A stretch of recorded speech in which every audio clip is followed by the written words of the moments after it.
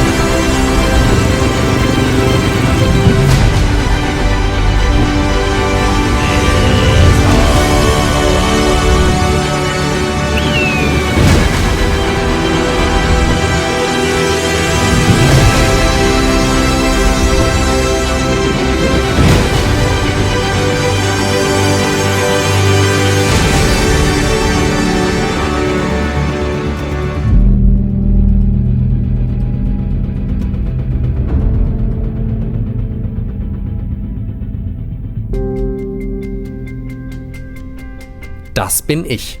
Mein Spitzname ist Walle und ich bin in Ostwestfalen in einem kleinen Örtchen namens Steinheim aufgewachsen.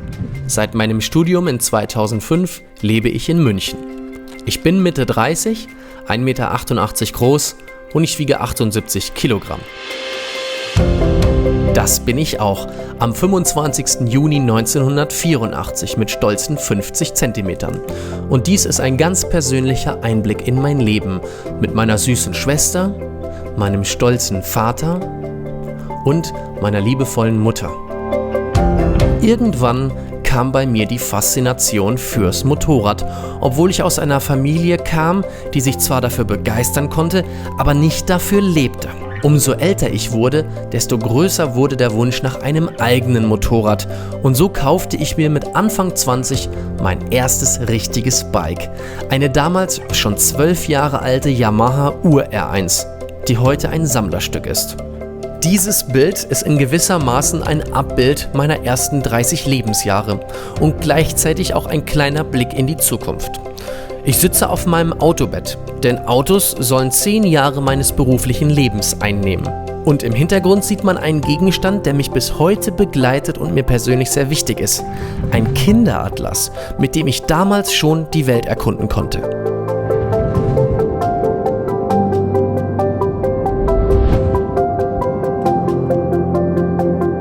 Du fragst dich jetzt vielleicht, was einen jungen Menschen mit Ende 20 dazu bringt, von einer Yamaha R1 auf die BMW GS umzusteigen. Auch ich hatte damals angenommen, dass so ein Motorrad eher was für Herren im fortgeschrittenen Alter ist. Ich wurde aber zu einer Probefahrt überredet, habe noch am gleichen Tag meine R1 verkauft und mir in 2013 meine erste eigene GS gekauft. Es ist und war sehr viel Geld für ein Motorrad. Aber was ist schon Geld, wenn der Gegenwert mit so vielen unbeschreiblichen Glücksmomenten verbunden ist, die man mit Geld einfach nicht kaufen kann? Das alles kann man nur verstehen, wenn man dem Motorradvirus verfallen ist. Und das bin ich durch die GS. Ab jetzt sollte sich mein Leben grundlegend verändern.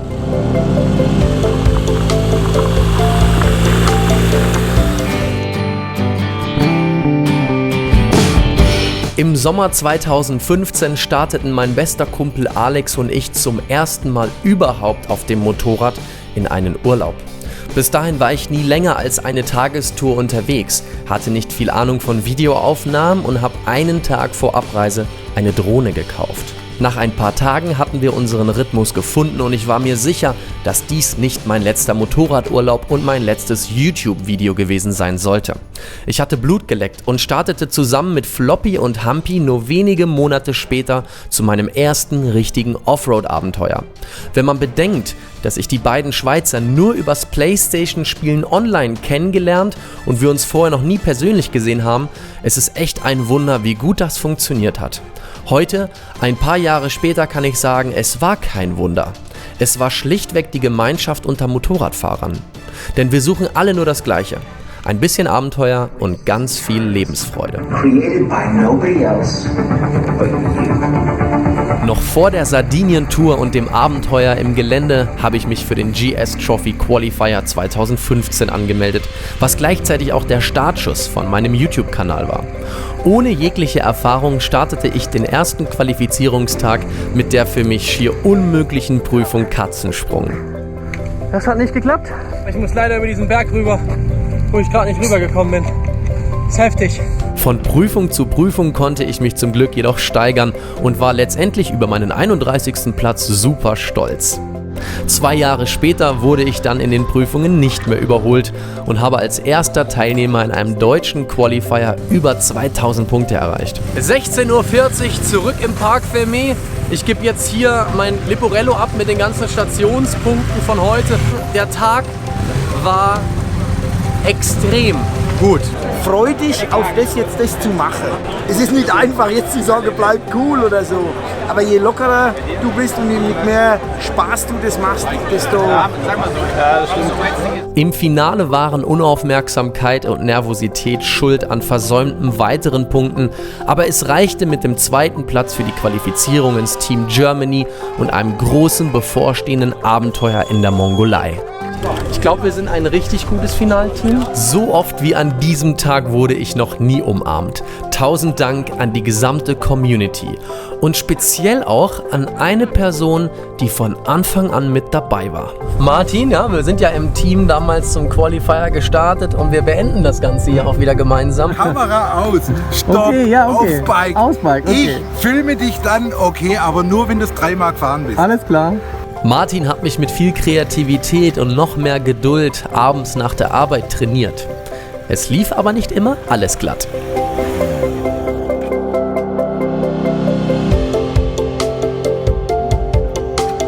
Die Schwarzwaldreise hat mir insofern viel gebracht, dass ich viel sicherer geworden bin beim Fahren. Im gleichen Jahr habe ich mich dazu entschlossen, mich als Motorradreiseveranstalter neben dem Hauptberuf selbstständig zu machen, wodurch ich persönlich eine komplett neue Erfahrung machen durfte, nämlich das Hobby mit dem Beruf zu verbinden.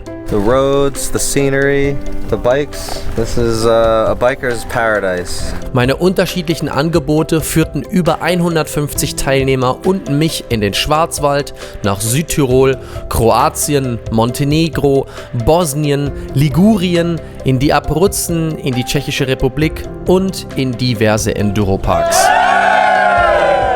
Und Stimmung hier ist ganz gut, ne? Super. Jetzt sagt ihr vielleicht, Mensch, der Walle, der kommt echt viel rum. Aber ich kann eure Meinung da leider nicht teilen. Ich habe das Gefühl, dass ich bisher viel zu wenig von unserem Planeten gesehen habe. Das zeigen mir ganz besonders immer die Begegnungen mit ganz außergewöhnlichen Menschen. Ich bin gerade mit einem völlig Verrückten hier. Der hat ein Technikwunderwerk auf 2 Rädern. Das ist der Marto. Ich komme jetzt aus der Mongolei. Du kommst gerade aus der Mongolei? Ja.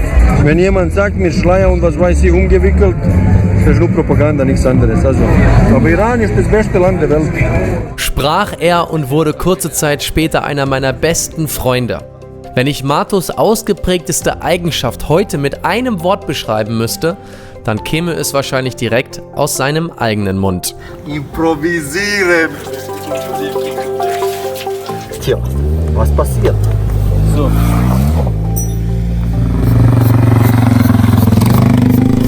Well, now I want to show you local market. Über Marto lernte ich kurze Zeit später Rakela aus Split in Kroatien kennen. Er zeigte mir seine Heimatstadt, dem von ihm gegründeten BMW Motorradclub Dalmatien und noch so die ein oder andere Überraschung. Rakela, what is happening here? Are we going on a football game? Ah, dieser verrückte Typ. Wir sind die Einzigen, die da gerade durchfahren durften. Hier ist alles abgesperrt. Also, wenn er vorfährt, brauchen wir noch nicht mal irgendwelche Karten zeigen. Da ist gerade ein Spiel. Rakela ist nicht nur leidenschaftlicher Motorradfahrer, der mittlerweile schon über 350.000 Kilometer mit seiner luftgekühlten GS auf der ganzen Welt zurückgelegt hat. Er ist auch zuständig für die Sicherheit im Fußballstadion, hat extra eine Genehmigung für meine Drohne besorgt und mir erklärt, dass die Bengalfeuer mit Fanvertretern abgesprochen sind. Ich wunderte mich, warum ihn immer wieder so viele fremde Menschen grüßten. Später wurde es mir dann klar, er ist sozusagen ein kroatischer Volksheld auf dem Motorrad. Er hält Vorträge, ist oft im kroatischen Fernsehen und hat erst kürzlich ein Buch geschrieben, was auch in Deutsch übersetzt wurde. Wäre es nicht klasse, Menschen wie ihn auf der ganzen Welt zu treffen und ihre Geschichten zu hören?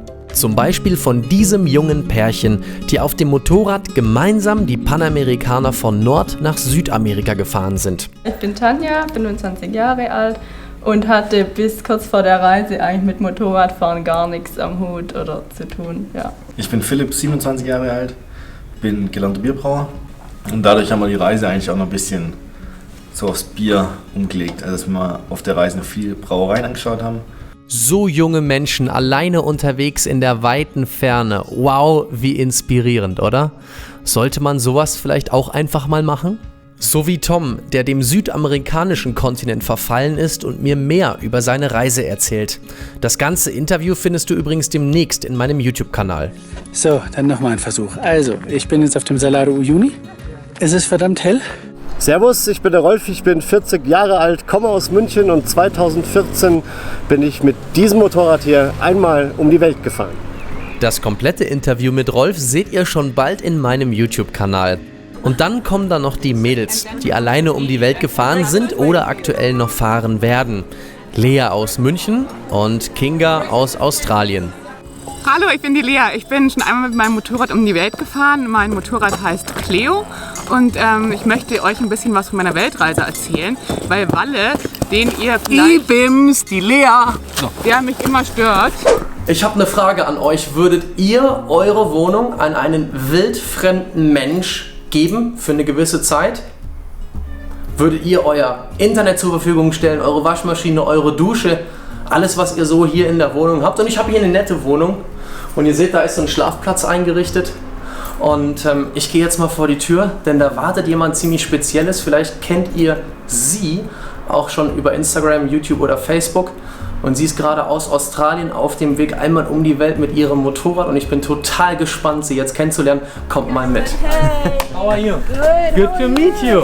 Ja, jetzt laden wir ihr Zeug vom Moped runter und dann geht's hoch in die Wohnung. Dann zeige ich ihr Heim für die nächsten 2-3 Tage. Ich bin nicht da. Ich bin ja mit der Walle and Friends Tour Nummer 3 unterwegs. Jetzt bin ich schon sehr gespannt, diesen Menschen kennenzulernen. Wahnsinn. So. This is your new home for the days. So I finally arrived to Germany, to Munich to be specific, and guess where I am? Do you know this guy? This is this guy. I'm staying at his place.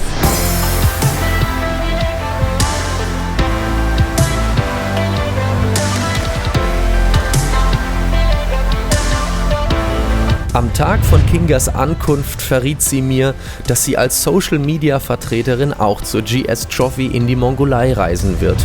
Und somit begann für uns beide eine unvergessliche Reise in ein fernes Land.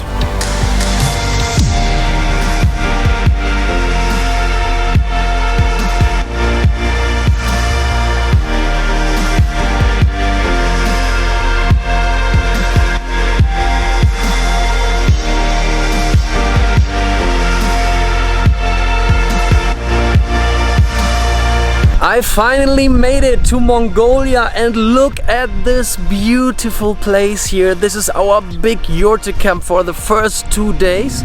This is one of the biggest emperors of all time human history.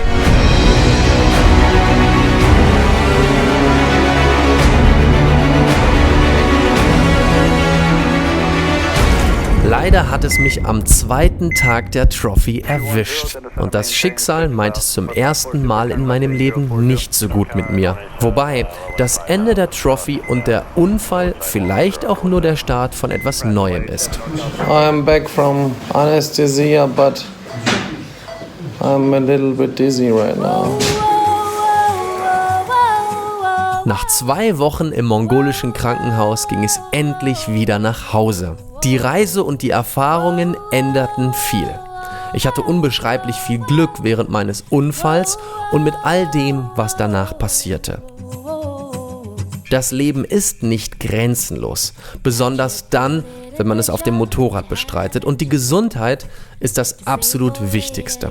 Nachdem der Unfall nun schon einige Zeit her ist, fühle ich mich wieder topfit und schon bald werde ich neue Abenteuer starten, um mein Leben einer besonderen Sache zu widmen. Motorradfahren, um die Welt, die Menschen und Kulturen zu entdecken. Die Realität nach meinem Unfall sah dann aber ganz anders aus und der berufliche Alltag hatte mich schnell wieder fest im Griff. Noch nie war mein Wunsch, etwas in meinem Leben zu ändern, so groß wie im September 2018. Mehr als 61.000 E-Mails aus den vergangenen Jahren einfach so löschen?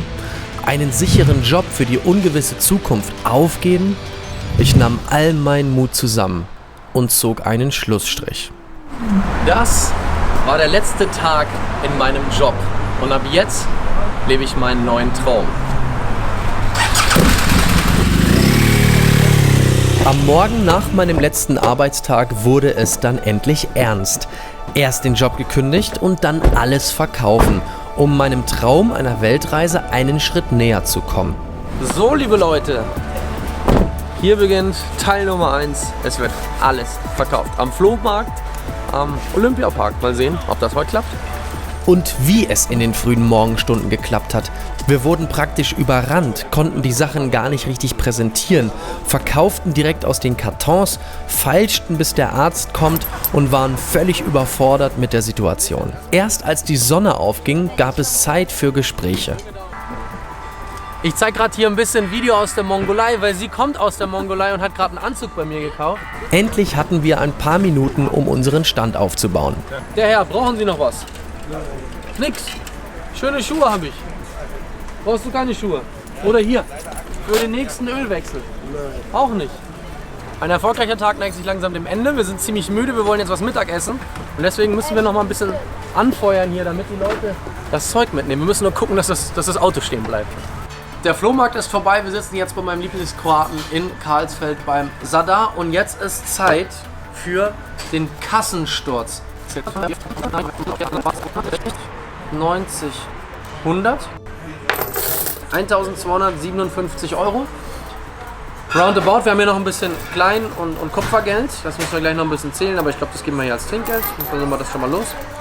Jetzt essen wir erstmal was. Vielen, vielen Dank für eure Unterstützung.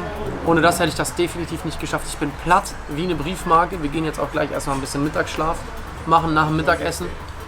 Vielen Dank an Julia fürs 2 Tage lang mir daheim packen helfen. Vielen Dank an den Böller, der ist gestern Abend extra aus Düsseldorf hierher geflogen nach München, um mit mir heute Morgen, nachdem wir nur 2 Stunden geschlafen haben und das Auto gepackt haben in der Nacht, den Flohmarkt zu machen. Und danke an den Tobi, der uns heute auch im Flohmarkt so grandios geholfen hat, plus jetzt gerade die Kamera hält. Ohne diese Community, und das ist eigentlich so auch so ein Sinnbild für das große Ganze, was mich vielleicht auf meiner Weltreise begleiten wird, ohne das wäre das Ganze gar nicht möglich. Wenige Tage später treffe ich Timothy, einen Facebook-Follower aus den USA, mit dem ich mittlerweile schon das 3. Mal zusammen Motorrad fahre. Und obwohl er viele tausende Kilometer von mir entfernt wohnt, zeigt er mir das nahegelegene Kloster Andechs, denn hier kennt er sich aus wie daheim. After the 3rd time riding with you in Bavaria, I have a small surprise. Hearing about your worldwide ride and all the cool things that you're planning on doing, I have a donation I'd like to make to help support you. And I know it's an expensive trip and it takes a lot of money to pay for gasoline and hotels and everything. And on the last Valet on Friends tour, you were gracious enough to let me ride your motorcycle, the special Martin Edition bike. So I thought it would be nice to give you a nice big donation to get you started and give you a nice comfortable trip on the first few months and make it nice for you. I think in a few minutes we're gonna hit the road and get some cappuccino and some cake, Kaffee and Kuchen, German style, and yeah, not too bad. Dank Menschen wie Timothy und dir wird meine Reise ein großer Erfolg, denn die gesammelten Einnahmen finanzieren nicht nur einen Teil meiner Reise, sondern vor allem soziale Projekte, auf die ich unterwegs immer wieder treffen werde. Wow, was für ein mega Blick in dieses Tal bei diesem phänomenalen Sonnenuntergang. Hier oben am Kötherberg war ich das letzte Mal vor 18 Jahren als stolzer Anfänger auf meiner MZ RT 125.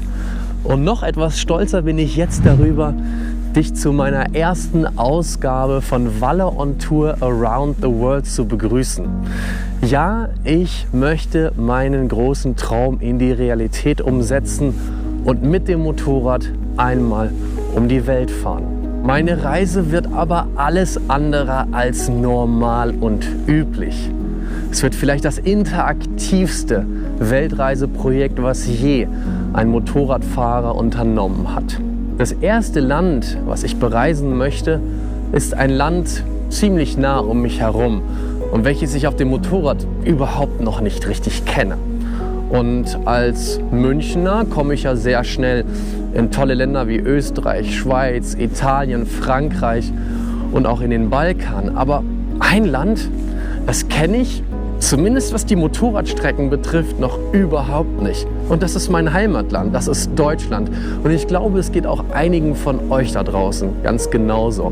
Und deswegen beginnt meine Reise am 31. März im schönen Allgäu und führt mich durch alle 16 Bundesländer. Jetzt fragst du dich vielleicht, wie ich denn überhaupt dazu komme, die schönsten Strecken und Plätze herauszufinden. Dafür brauche ich dich. Und wie genau das funktioniert, zeige ich dir jetzt. Unter valleontour.com findest du zukünftig alle Informationen rund um meine Reise, Touren und Events. Wenn du bisher über Facebook, Instagram und YouTube meine neuesten Beiträge gesucht hast, findest du sie von nun an auch immer gesammelt auf meiner Homepage.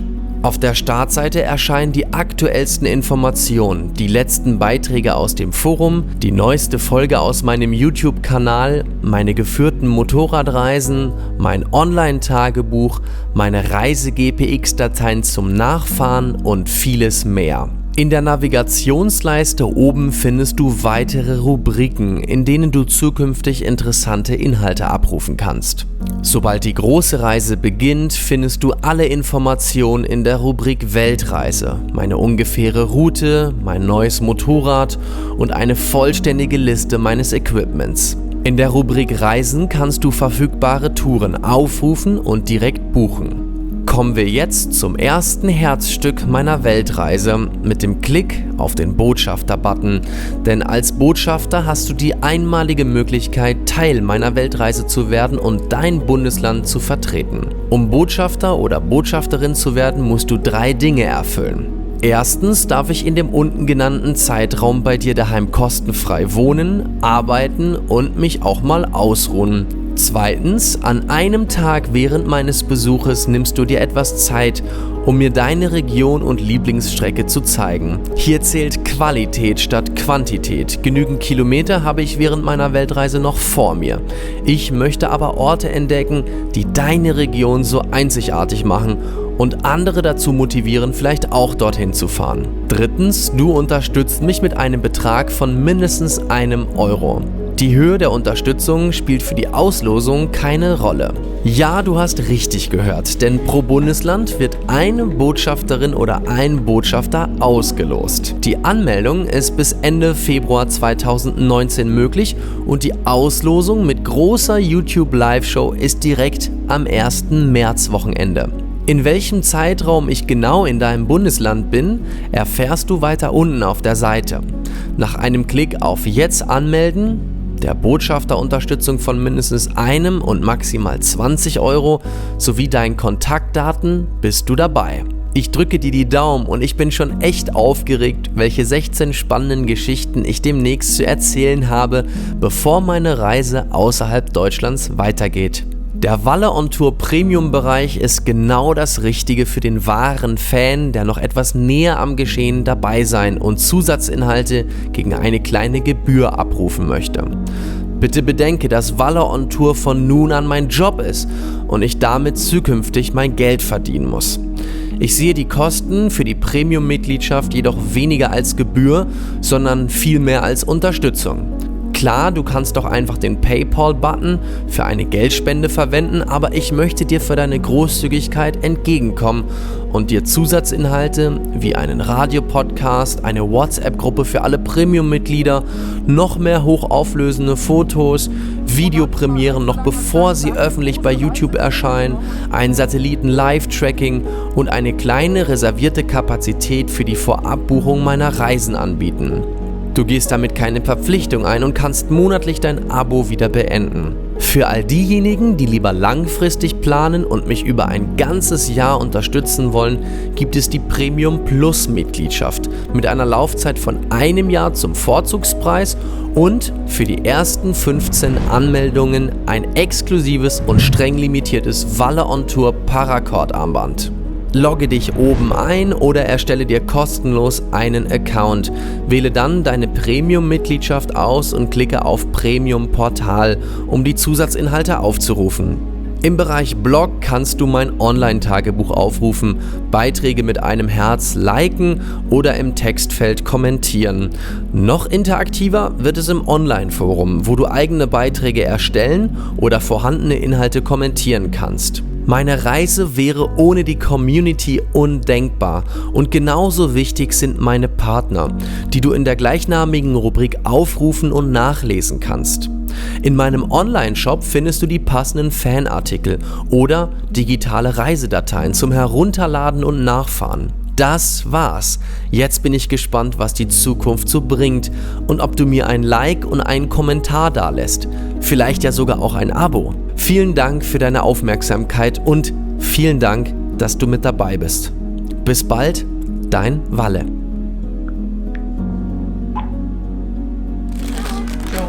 Sonntags morgens, die Brötchen, die sind noch frisch, die sind noch warm.